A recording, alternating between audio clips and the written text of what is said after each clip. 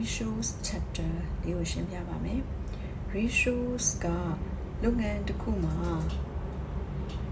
နှစ်ဆုံးစင်းပိတ်ပြီးရဲ့အချိန်ပေါ့နော်နှစ်ဆုံးစင်းပိတ်ပြီးရဲ့အချိန်မှာကိုယ်လုပ်ငန်းရဲ့အခြေအနေကိုယ်လုပ်ငန်းရဲ့အခြေအနေကိုပြန်ပြီးတော့မှသုံးသပ်တယ်ပြီးခဲ့တဲ့နှစ်တွေနဲ့အခုစင်းပိတ်တဲ့နှစ်အခြေအနေကိုပြန်ပြီးတော့မှနှိုင်းယှဉ်ပြီးတော့လိုအပ်တာတွေကိုပြန်ပြီးတော့မှ control လုပ်ဖို့ပေါ့နော်အဲ့ဒီအချိန်မှာ ratio နဲ့ sensitive ဘလုပ်ငန်းအခြေအနေတွေလည်းပြန်လည်သုံးသပ်တယ် profit အမြတ်ရနိုင်စွမ်းအမြတ်တွေ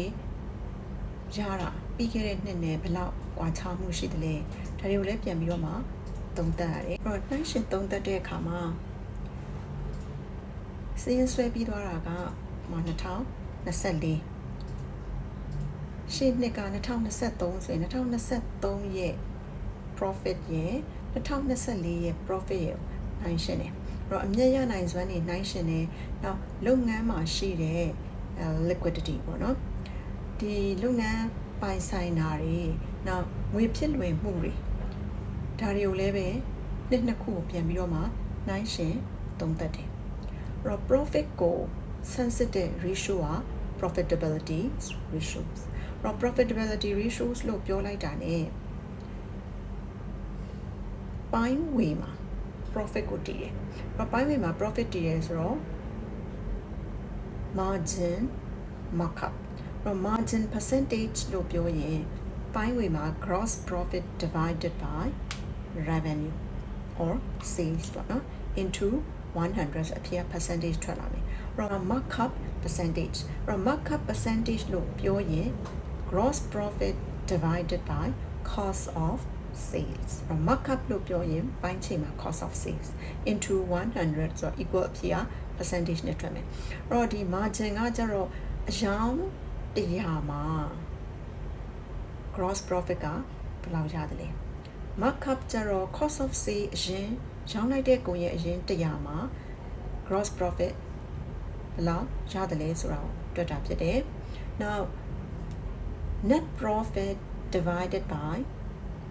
sales revenue ဒါကကျတော့ net profit ကကျတော့အသက်ထင်အမြတ်ဖြစ်သွားပြီပေါ့နော်အသက်ထင်အမြတ် revenue sales ဆိုတော့ရောင်းထားတဲ့အရောင်း100မှာ net profit အသက်ထင်အမြတ်ရဲ့ရာခိုင်နှုန်းကဘယ်လောက်ရှိသလဲဆိုတာတွက်တယ်နောက်တစ်ခုက return on capital employed ROCE return on capital employed ကကျတော့ကိုရင်းနှီးထားတဲ့ capital အရင်းအနှီးပေါ်မှာ100ရှိရင် net profit ဘယ်လောက်ပြန်ရတယ်လဲဆိုတာကိုတွက်တယ်အဲ့တော့ဒီ return on capital employed ရဲ့ပုံသဏ္ဍာန်မှာ net profit before interest divided by total capital employed into 100 ဆိုတော့အဖြစ် percentage နဲ့ထွက်မယ်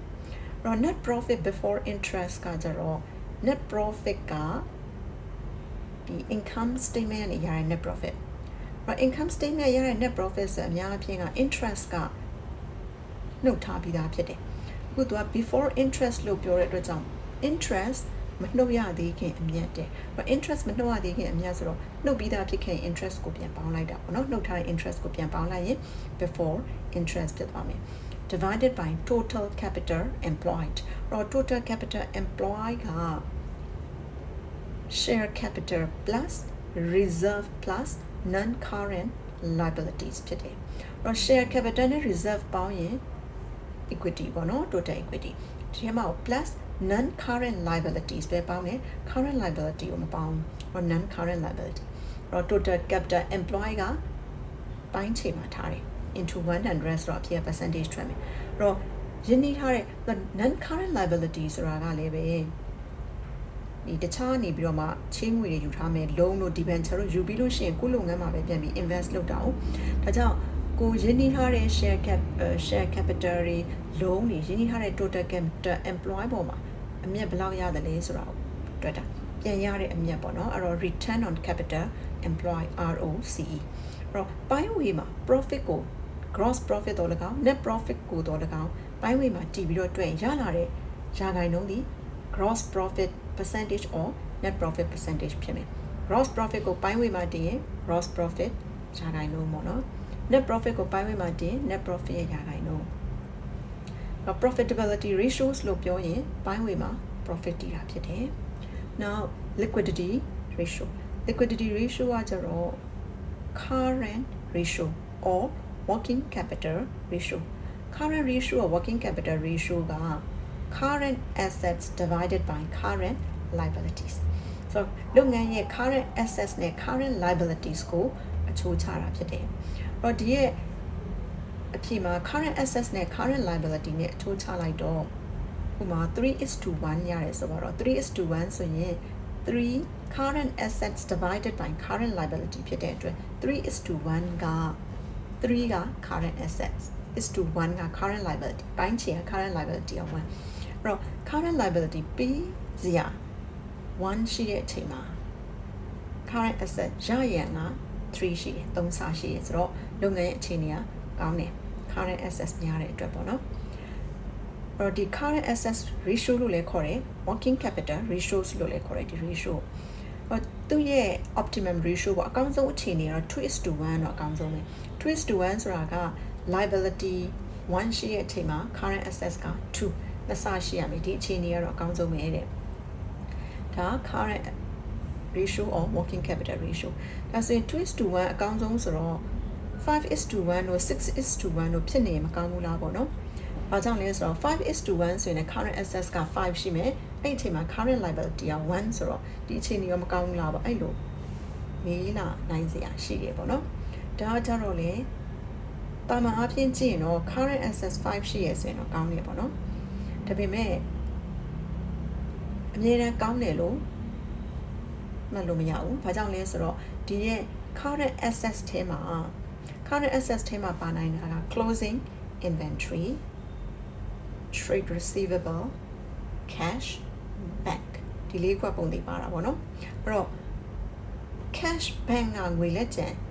များတာဖြစ်နိုင်တယ်ပေါ့နောက်တစ်ခုက current assets များတယ်ဆိုတာ closing inventory များတာလည်းဖြစ်နိုင်တယ်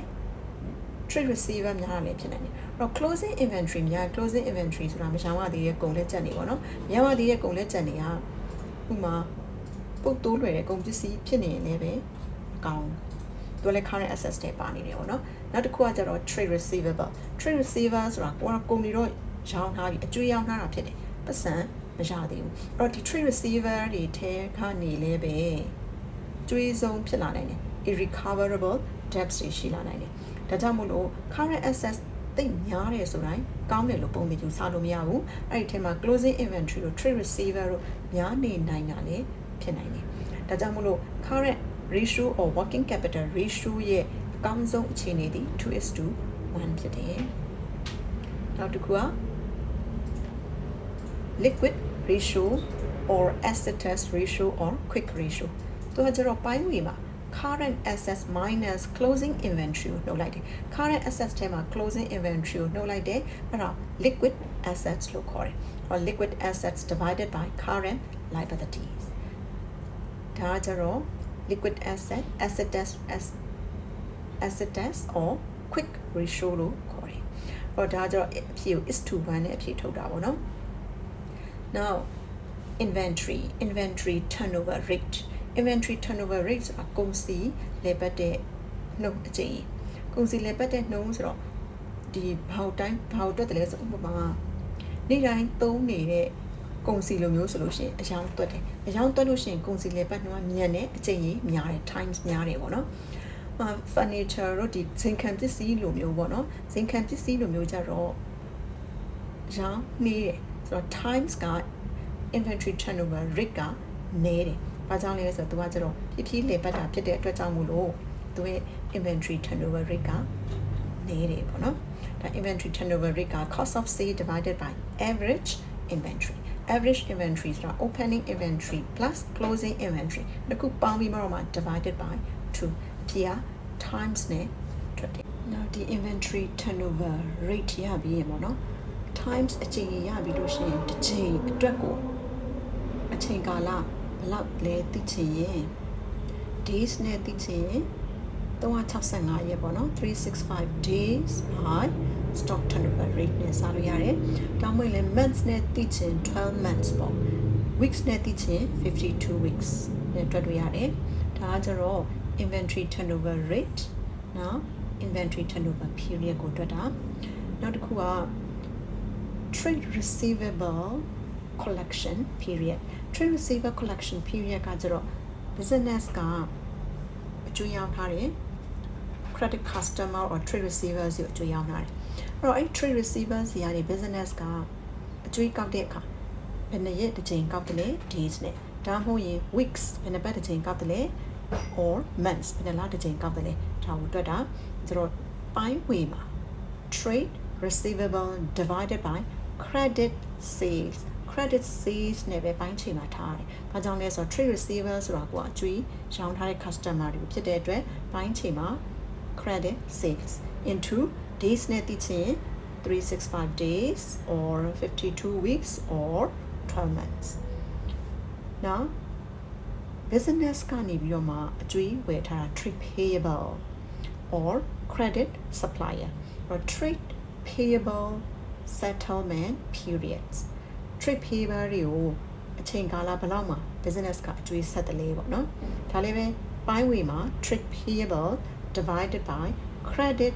purchases ပိုင်းချီက credit purchase အကျွေးဝယ်တာဖြစ်ရမယ် into 365 days or 52 weeks or 12 months ဒါကြတော့ business ကနေ credit supplier or trade payable တွေကိုအကျွေးဆက်တဲ့ကာလဖြစ်တယ်ဟောဒီရဲ့ days နဲ့တည်ချင်တယ် weeks နဲ့တည်ချင်တယ် months နဲ့တည်ချင်တယ်အဲ့ဒီပုံမူတည်ပြီးတော့မှ